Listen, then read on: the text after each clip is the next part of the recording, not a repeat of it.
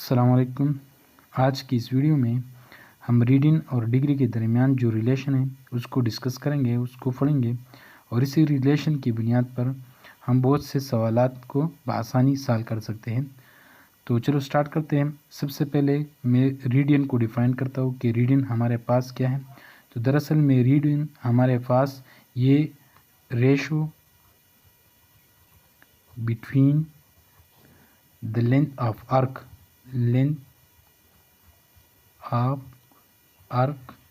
of a circle to the radius को मैं simply are लिख देता हूँ ऑफ द सर्कल। ये हमारे पास सर्कल है और ये पी पॉइंट से शुरू होकर क्यू जो सर्कल का एक टुकड़ा है इसको हम आर्क कहते हैं। इस आर्क का जो लेंथ है और इस सर्कल का जो रेडियस है इसके रेशो को हम रीडियन कहते हैं। सिंपली मैंने पहले यहाँ लिख दिया कि L/R ये हमारे पास रीडियन होता है और रीडियन हमारे पास एंगल की पैमाइश के लिए यूज़ होता है। अब वन रीडियन की तरफ आते हैं कि जो ये एंगल इस आर्क के दरमियान और आर्क और आर के दरमियान जो एंगल है ये एंगल वन रीडियन के बराबर कब होगा। तो जब ये लेंथ ऑफ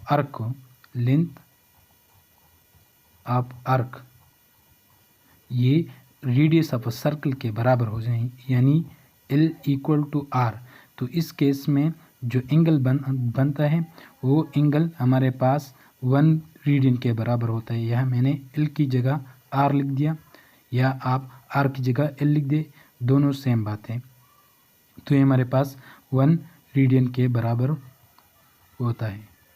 अब आते हैं कि जब हमारे पास यह मैंने आर्क लिया था जो पी पॉइंट से शुरू होता है और क्यू पर ख़त्म होता है। अब मैं ऐसा करता हूँ कि एक पूरा कंप्लीट रोटेशन यानी पी पॉइंट से शुरू होता है और पी पर आता है। तो इस केस में जो ये एल होता है एल यानी ये एल हमारे पास सरकमपेरेंस ऑफ द सर्कल के बराबर हो जाता है।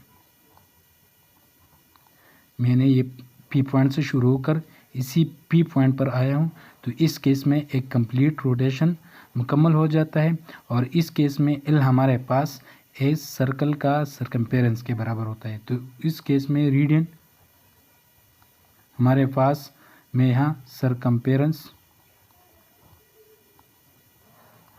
लिख देता हूँ डिवाइड एल की जगह मैंने सरकमपेरेंस लिख दिया, सरकमपेरेंस ऑफ अ सर्कल, और आर तो चेंज नहीं होता, वो कांस्टेंट रह जाता है। तो सरकमपेरेंस हमारे पास 2πr के बराबर तो है, सर्कल का जो सरकमपेरेंस होता है वो 2πr के बराबर होता है।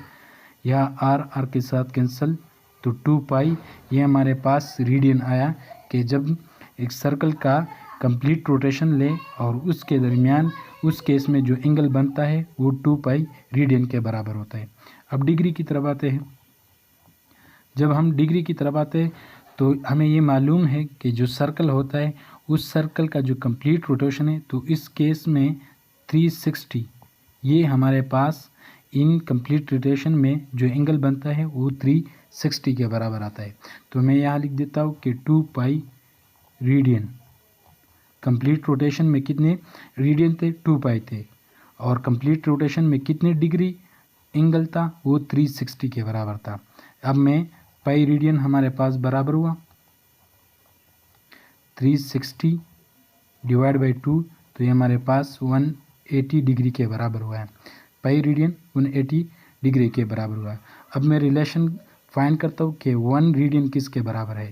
तो मैंने 1 रीडियन की तरफ आता हूँ, दोनों साइड पाई पर डिवाइड किया, 180 डिग्री डिवाइड बाई पाई।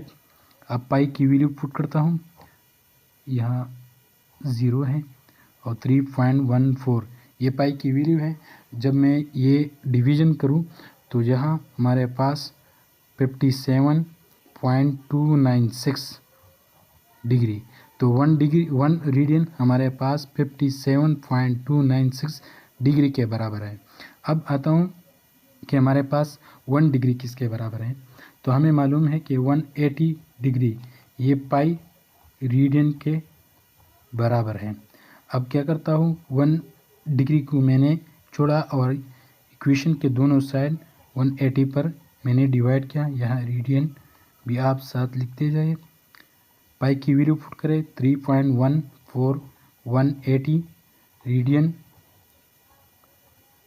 अब आफ्टर दिस डिवीजन अगर मैं ये डिवीजन करूँ तो ये हमारे पास 0.0175 रेडियन के बराबर। तो 1 डिग्री किसके बराबर हुआ? 0.0175 रेडियन के बराबर। यह मैं एक एग्जांपल कर देता हूँ। हमें 4 पाई रेडियन दिया गया है और कहा है कि इसको आप डिग्री में कन्वर्ट करें।